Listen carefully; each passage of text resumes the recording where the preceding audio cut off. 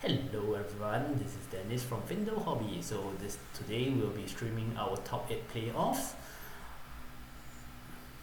Alright, so accompanying me would be Reeve Hello. and Jose. Hello. Alright, so the top 8 players who entered in would be first place Eugene, second place Barry, third place Daniel, fourth place Xiao, fifth place Yinzi, sixth place Charles, seventh place Ryan, eighth place Gordon. So in this top 8, actually I would say it's pretty much of a mixture of different classes, I guess. How do you all feel? Looks like a diverse meta for the early Singaporean meta. Less Starvo and Viserai than I expected actually. From what I see, actually Starvo is the main target for this event. Yeah. So having 3 is not really a good number, to be honest, because High or low? it's quite low. You expect at least a 50% of Starvo. Oh, that's good. It means that the players have found a way to answer them. Yeah. So as you can see, we have Viserai, Prism. I think Prism is the one that is going to kill Starvo. Yep. Because they go white with their auras and all. The top 3 meta seems to be Starvo, Prism, and Viserai. Yep. Yes. With the surprise Livia and Chain. Yes, excited to watch the Levia match for sure. Chain is kind of like Viserai. It's like Yeah. Karen has Viserai, right? Yeah. Yeah, that's right. And for those who are watching, for top 8 playoffs, generally is whoever has the highest seed actually gets to choose to play or draw. So in the meantime, I see that Eugene and Gordon is actually shuffling. So today will be, or rather now we'll be actually streaming their match. Alright, so let's just switch over to their screen. Alright. A quick note, Eugene went undefeated in the Swiss round, right? Yep, that's right. Yes. Yeah, he went 6-0 undefeated. Yeah. Eugene was the holder of Singapore's gold foil for reaching 1000 EXP first. Legend has it, he played 2 skirmishes overseas at one time. Do you know that? Yeah. Yeah, correct. I've heard. He had like 2 setups, playing Ira on both sides. Yeah. Wait, 2 setups and playing 2 Yeah, he played 2 skirmishes at once. Wow. Insane. And Gordon has personally never played a match longer than 10 minutes with me. So, yeah, both formidable players. Looking forward to seeing how their match goes. Yeah, that's right. So just to check, I mean, for you're familiar with as in Starvo. So if in this kind of matchup, I guess Starvo wants to start first, right? Both will want to start first. Yeah. But because with Eugene having the higher seats, he will definitely start first to lay a kind of arsenal. Yeah, to increase the chance of Tianhu. Yeah. So for Tianhu is actually the God Hand that we call it in Singapore. Yeah, it's like a Chinese term for like God Hand from like a traditional card game mahjong. So, but then we kind of translated it here because when you align the stars with Starvo, we can't help but saying it. Alright. Yeah, so they are starting. So for those who are unfamiliar with Starvo, at the start of your turn, if you reveal a Ice, Lightning, and Earth card, the next 3 cost attack action card that you play that turn will actually gain +2 and dominate with go again. So it's actually one of the really powerful Effects. Yeah. In exchange for that, they have to play some like really crappy cards in the main deck to try to allow the ability to happen. So there's a trade-off for its ability, but it's still quite likely, like above 50% on any given 4-card hand to hit the ability. Yep, and like you see, as in from Eugene's first turn, like he didn't draw the 3 elements, so he didn't actually get to actually. Yeah, trying to cycle it out while letting Gordon block with some cards. Right. Gordon moderate tide first turn. Is that it? Yep, that's a moderate Using type. a knife blade, making rune chance. So he's making 2. Yep, using grass to rune chance. Alright, and that's a stone blood invocation. Yep, that's creating 4 rune chance in the first turn. Bam, and for the next 3 turns, you will have 1 rune chance per turn. From my understanding of Gordon's list, he's good buddies with Barry, and their list primarily aims to one-turn kill your opponent. So his goal is to currently defend out Eugene while he slowly generates enough rune chance to have a big Sonata turn and one-shot the Starvo off the bat. Eugene seems to miss Bravo's ability again, so he tries to cycle his hand, pitching an icy encounter to Winter's Whale. Quite unfortunate as he's not seeing more cards. Right. Yeah, and that's coming in with 4 attack. Ouch. Yeah, blocking with 3 cards to cycle his hand. Assume those cards don't really generate rune chance, so he's trying to block with more cards to cycle his hand to find more cards to cast. Yep, and on Gordon's end, he's just playing with the runes and making more rune chance and passing back to Eugene. Yeah. And I guess it Yeah. seems like the game plan of Gordon is actually to do a one-turn kill version, so he tries to accumulate as much rune chance as possible and actually try to kill Eugene in one single turn. Yeah, Eugene is currently trying to a play that Starvo deck tries to do is they use Crown of Seas to move their arsenal to the bottom of the deck, drawing a card. This gives them a 5-card hand or 4-card hand if you use a card to pitch to try to assemble the 3 elements as soon as possible. Yeah. But Eugene having a bout of misfortune here, he's not hitting the Bravo ability. Yeah, not hitting the Tian Hu, the 3 Yes. elements hand, yeah.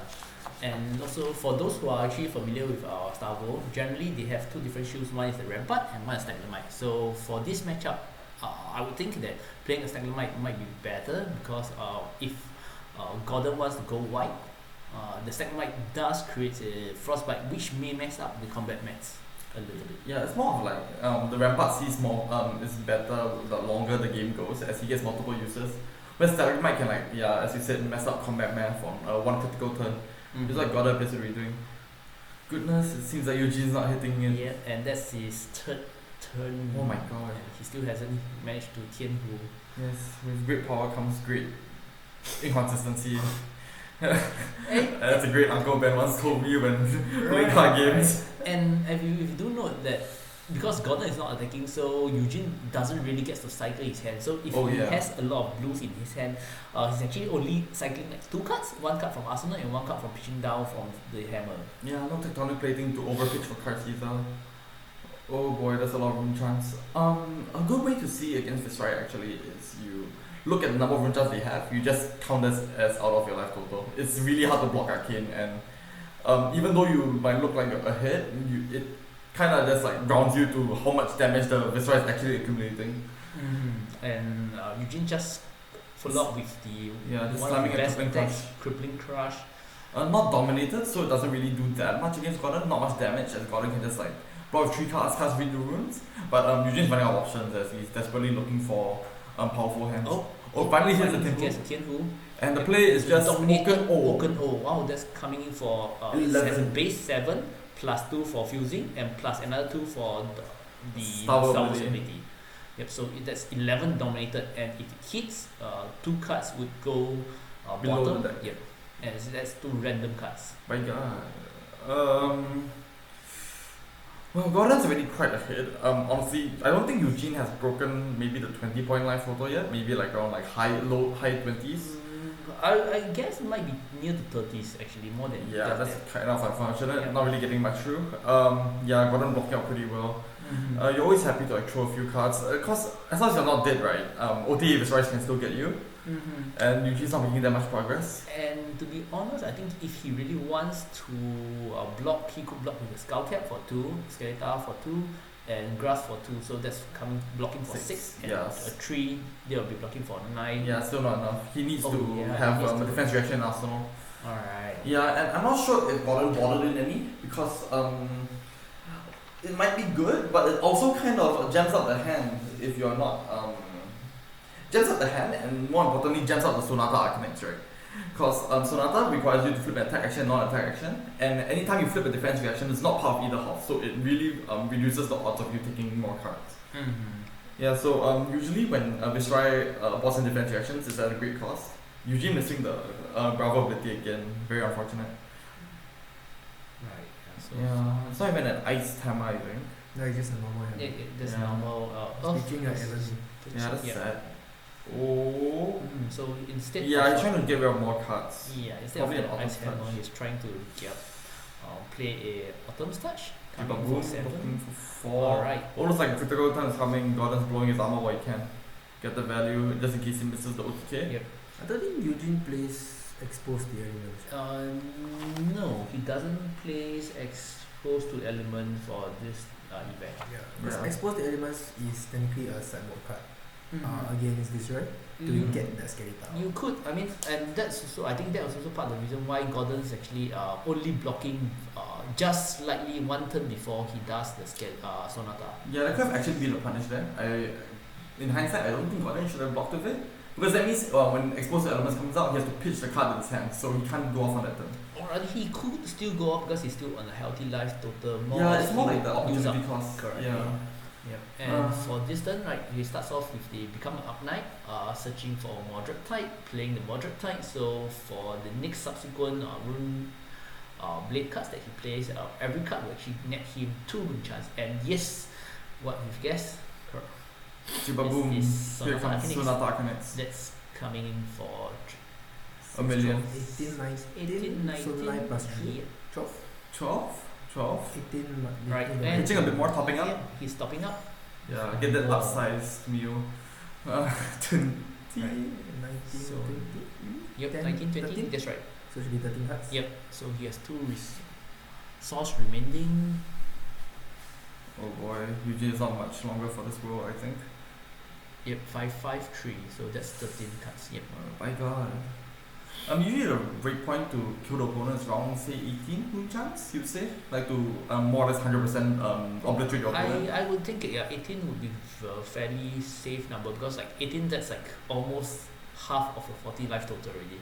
So if you have all blues, you could only block like 12, and subsequently you still, the Viserai still have multiple physical attacks. Yeah. We say around like 18 is enough. Reeve, I understand that you have some experience with Rune Blade. I started with Briar, then I moved on to Viserai. So how we usually, I mean it depends on your version that you're planning to attack your opponent with. It's either you go for the tempo play or you go for what's called doing the OTK route. So for OTK route, he started very very well with the moderate type, with the with the runes. Rune Blood Blood, with the Invocation. runes. So I think it's only turn 6, is it? Turn 6, Yep, maybe probably having at turn least 6, turn 7, 18 rune chime, it shows a lot. That he knows this matchup inside out and he knows what he's going to do. Yeah. So 18 is technically a safe number because Sonata gets an additional 3 and it just nice as a blue pitch. If I'm not wrong, a blue pitch to just increase the odds of hitting. So if I'm not wrong, he got 50-50 odds for his Sonata hit. Correct. I mean for this Sonata, so he reviewed 13 cards, he hit 6 cards. So 7, 6. I mean it's a full net, it's a of full all the net, cards, So he didn't really miss any of it, and it comes in for additional 5 damage. Like the Sonata damage giving raw. So Yep. much damage. And he did pitch 1 to prevent. Eugene actually did pitch 1 resource to prevent. The Sonata one attacks. arcane. Yep, from 1 arcane, and he could still activate the Crown of Seeds. For me, I don't recommend pitching that one from the Sonata. Why is that so? Because for me, because It's the physical on hits, right? for which one, sorry? Like usually Viserai chatting on hits with the physical, say meet and greet and stuff. So you probably want to hold as many cards as possible to block physical. Because he only has one Narun. So one Narun only can block one source. Yep. So instead of blocking using one, I mean there's no much difference, but instead of just blocking with the Sonata, you can just block the rune chance. The rune chant now. Yeah, it's probably Fair. I mean there's no difference. But yeah, it's just that- practically dead, right? That's But- right, that's right. Yeah, and if you see that the card he has pitched Lightning Strike, he has a defense, 2 defense, so Yeah. 2 defense versus a 3 resource. 3 resource could prevent 3 damage, whereas 2 defense could only block for 2. So it's actually much more. But isn't that you're efficient. also keeping information in your hand? Mm. So you might not want to show him that what you have is another blue. I mean, which technically you will have the blue, just that you probably just keep more information. So you just give Gordon more information, more right? information of you that okay, you have 3 cards left in hand. I will go for the more aggressive route. Yeah, because doesn't mean they pull 6 cards, doesn't mean it's a win. He could be mana stuck, he could have pulled all of it. We didn't quite catch it. I think there's at least 2 blues. Yeah, Yeah, 2 blues should be would enough, say, right? Yeah, there. I do recall that there's a Enlightened Strike, a Amplify the Up Knight, and the rest of the card I couldn't quite catch it. Is that Life Blade? Oh yeah, I there think there was. was a I knife think blade. there was a knife blade or so. I can't recall offhand now. Yep, but it's definitely a 6 cards, 6 additional cards hand. So it is really a good. But it also depends on what is his pitch colors because currently he does not have gold gain. Mhm. Yes, But and he needs to he's- activate his boots. Correct. So his boots is the Sutcliffe? Sutcliffe. Yeah, Sutcliffe. So he just pays. No, he doesn't actually have to pay. It's just. No, you need to pay You one. pay one. Oh, you need to pay No, the one. condition for Sutcliffe is you have to do an attack action. And a non-attack action. I see. After Okay. that, So you that's can- Sonata and whatever attack shows up. Yeah, correct. So, but because now Eugene has the stack of might, so it depends on what was like 6 cards that he got. Okay. Yeah. Sonata. And yes, now we see that he follows with a steel. No, wrong, not steel. Spellblade Yeah, Assault. Spellblade Assault. Boom, Yep. that is 4 with 2 at the back. Yep. Yep. So with moderate type, he puts another my god, he casts Moderate Tide? Oh my god, He he's dead. cast the moderate on second, so there is 19 rune charts that's coming in plus 2 that's fun. 4 physical. Yeah. 4 physical, and yes, the 5 added. high side there's Oh my another god. 3, 2, 5, 8, 3, 5, yep, 5. 2 from Viserai's checks. ability and Yeah. 3 from the spell blade. Yeah, actually, we will get insight to Viserai, right? When do they play Sutcliffe's Three Heights and when do they play Spellbound Creepers? Okay, for me, I never really tested with the heights. I tested straight with the Spellbound Creepers. I see. Because for me, Spellbound Creepers it does give you the additional action point. But only if you're not attacking in hand, right? After you have played a attack action card. Because you can play it as an instant speed. Yeah, but you need a non-attack action in Oh. hand. Because Yeah. Sutcliffe gives it to you if say your hand's just all attack actions. But there's sometimes you can bluff and just go in for a normal attack without anything. There's no goal gain, just showing the raw damage. Maybe he just blocks it out. Mhm. And he just out of nowhere, he just surprise with you with your Sonata and gets goal gain. Oh yeah, thank goodness Plunder Run is banned. I remember that. That was not the, fun. the, I draw a card, I get the scammed. initial interaction is Spellbound Creepers, Pandora, I draw a card. Yeah, I get scammed. Alright. Oh. If it's from the Arsenal, you still get +3. Whoa. Oh, yeah. The, plus 3, I think it's only the next attack. I'm not Yeah, sure. that's the but next attack. you know, you draw a That's- card. Yeah, that's the draw pretty card is already good enough. And you still get 1 extra point. Thank God that's banned. Yeah. Alright. So it's just a matter of time until Eugene dies at this point? Yes, and Honestly? it seems like Eugene has took all 19th rune chart. I mean, I don't think you can Yeah. block 19. At this point, I would honestly hold as many cards as we can to block potential on hits. So meet and greet, stuff that generates more rune chance, like Dread Trippage. Yeah, because those will represent more damage than any of the raw damage that he's taking. But he just took, half his life total with another like 5 cards in hand. Yeah. And, Yeah. Eugene blocks with the Staglermites and Cradle Feast, blocking full 4. So blocking with the Staglermite actually gives the Frostbite, trying to Frostbite throw off to Gordon's Gordon. math as Yep. much as he can. So over here, he just fetched in Metal Bones. As Oof. his speed. So that cleansing that 1 action point I was talking about. Yeah, so that he can save the boots for another attack. That's Yep, and that's additional 1 action point which he could use to fire off another attack. Yep, and Yeah, after you it, still probably get to take- use the boots. Oh yeah, you probably take say Spellbound Creepers. Sorry, you probably take Swarming Gloom Veil. I don't think I've seen the Blue June. Yeah, it's not blocked a bit, actually. Yep. Yeah, the next Yeah. best attack is probably something with. He said take something with Go Again, right? So probably Rune Flash. Yep, Room Flash will be great. Room Flash Yeah. is You can see how quick the players are playing, so they know their deck inside out and they know what is their matchup and what they should do. Yeah. Like I'm not sure if you've seen the Australian Nationals. Do you see the Odin Mirror? No, They but played I've heard damn they fast. really There was no take- decision that took more than 5 seconds. Like KO cast the pommel, Matt Rogers immediately answered the defense reaction. It's like bam, bam, bam, bam. They finished the game in like 30 minutes, a full Odin Mirror. Yeah. Yeah. So this well, I would say that like the higher level the game goes, the faster people play.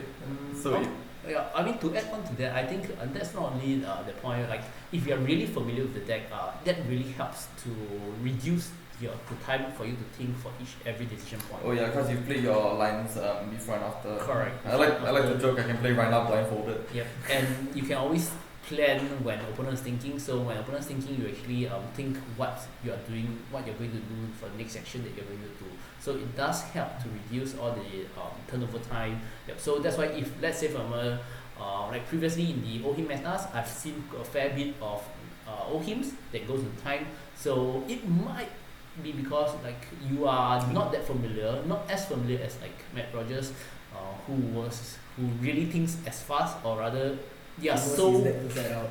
Yeah. so seasoned with the deck already, that they know it, like What they should block. what they should block or what should they shouldn't block. Yeah. Okay, it seems like they are They're having judge ruling on whether Reservones will get affected by Stalagmites Frostbite. The judge ruling I think is that it will. It will go on the stack. Yep, so Staglermite would go on the stack. Then he so can respond with Rattlebones if he Yep, wants. if he wants to, he could respond with the Rattlebones, or I mean, alternatively, he could wait for the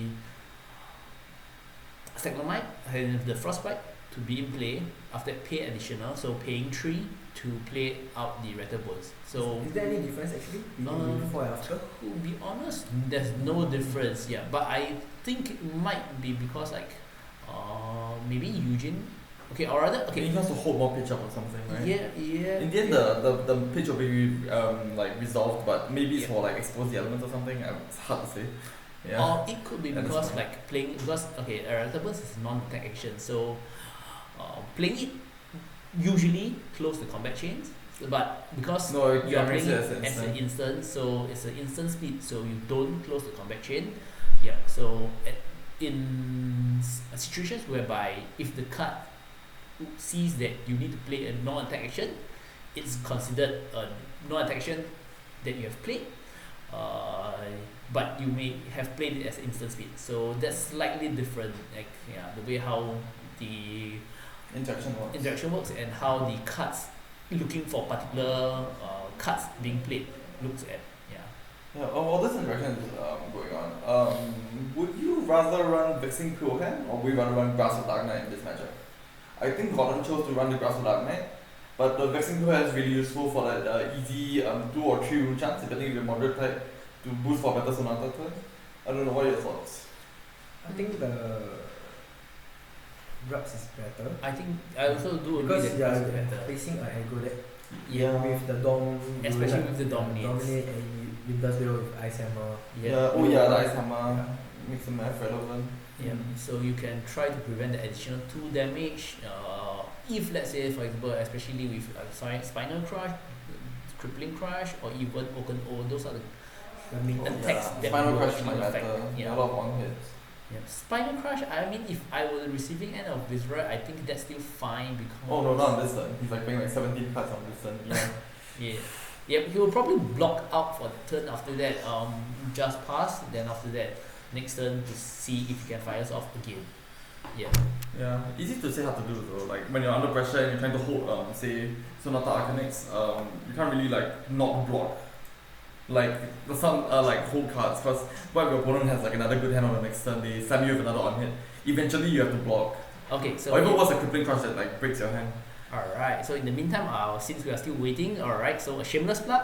Alright, so for us, Fyendal Hobby, during March, we will actually have a mixture of Classic Constructed and Blitz events in store for the first 4 weeks, and for the last week, it will be online Blitz. Yeah, so in anticipation for the skirmish that's coming up next. Yep, alright, so this is the event. You can head on to our website to take a look more on the event details. Alright, and it seems like they are actually resolving this soon, so let's just switch back on. Let's just switch back first. Alright, my god. What has Flesh and Blood become, you know? The combat chain has become like 15 cards long. It used to just be like, swing down blade, Iron Storm response, gotcha. Now it's like, I cast Sonata Arcanics for like 12, draw like 16 cards, and any response, but it's a very Flesh and Blood, the average deck has become more powerful over the years. I see it most prominently in Prism, Viserai, and the new Starvo is very powerful. Oh yes. I mean, with the Everfest edition cards, additionals, it's really boosted up Prism a lot, Viserai a lot, Starvo definitely a lot. Actually, it just boosts up all classes, both in CC and in Blitz. Like in Blitz, all the characters like Kasai, Venji, KO, those really receive their own massive buff due to their specialization. Yeah, like I've heard of cases of like Kano dying on turn 2 against Kasai. I don't know what happened, but like sounds like it was a great time for the Kano. Right. Okay, so I think at the present moment, Gordon is still trying to figure out the math. So he's taking the mid and greed. So mid and greed, because he has actually dealt arcane damage already, so mid and greed will have go again. Yeah, easy go again. Yep. He's playing Amplified Arcanite. He plays Amplified Arcanite first. Yeah, he's a bit resource tight, so he's casting it for free first. Breaking the rune chant, like the frostbite. Right. Yep, that's true. Yeah, for 7 and 6. Goodness. So if you have a frostbite in play, if you play Amplified with Arcanite or cards with cost reduction, you can actually reduce the cost. Yeah. So he has 7 rune chants, so effectively he has 3 more. He could have 3 more frostbites, and still play this card for free. Oh, that's cool. So much damage. Like back in the day, I would say one turn kill with Viserai is not really that great. Maybe it was okay in Blitz because there's less life to eat through. This is more relevant in I think CC also. No, but since you have to get through 40 life, I think the addition of the incantation has given them a lot more ways to generate rune chance. Because back then it was really just read the runes, right? And like doing some become Dark Knight nonsense. But now they have so many more tools to generate rune chance, making the one-turn kill route a lot more viable. A lot more faster too. Yeah. Like the other day I got hit on turn 2 for 39 damage. 39 damage. I mean both physical and arcane damage, right? Total. So it was like turn 1 was like become Dark Knight into pitch 3 grass, become Dark Knight, read the runes. Turn 2 he just like pitch 6 Sonata, drew like 5 cards and like beat me up. Ouch. Yeah. A very like accelerated game plan, but to be fair he flipped the nuts off the Sonata, he hit perfectly, so not every day. I've seen some like miserable Viserai games whereby they Sonata for 12 and then they like get 2 cards. Unlikely, but in the end it's a card game, right? Variance is possible. No matter how we it find also depends on your deck. Or Yeah, what's yeah. the percentage of non-attack and attacks. Yeah, if you get And punished what for you- like boarding defense reactions. So you also must see what have you really gone through, Oh, especially yeah. at that point of time. Yeah. If the game's going extra long, you could even pitch stack. So you burn all your defense reactions on the first round of the deck. Then when your deck's pure, full of attacks and non-attacks, you can go for the Sonata safely. So for the continuation, Eugene Triple boom. continues on to activate the ability of Crown of Seeds to prevent 1, to make a prevention shield, and follows on to pitch with 2 blue cards to prevent more arcane damage before using up his last 2 cards to block 6 physical damage. Yep, now Gordon gets to play one player game whereby he plays solitaire on Eugene's face until he And dies. Starvo is not good on the defense. Oh, so yeah. The That's moment right, Starvo doesn't have a hand, Yeah, they're like crap. they're more or less dead. Yeah, Yeah, it's like everything blocks for 2, so that's a theoretical weakness for Starvo. So as long as you let them keep hitting you, it's very difficult on them. Alright, and I mean after Triple his boom. miss and greet go again, he follows up with a Enlightened Strike, so it's really backbreaking. Yeah, that's the game. Unfortunate for Eugene who couldn't draw the nuts early on. Very difficult, especially if you don't draw pulse with the deck for you to assemble the Bravo ability every turn. That's right. Yeah. Alright, and Gordon wins this match. So alright. That's one Starvo down. Yep, One that's Starvo one Starvo down. down in the top 8. Alright, so one more additional shameless plug. Alright. So for those who are actually interested in Skirmish Season 4, we will be having our skirmish on the 3rd April, 2 p.m. Whether it's in person or online, it has to be confirmed. I mean, subject to COVID-19 restrictions. So if you want more details, just scan on the QR code and you should be able to see more information. Alright, and we will be back with the next matchup on the next Game. bracket. So stay tuned for the next game. Alright, see you all later.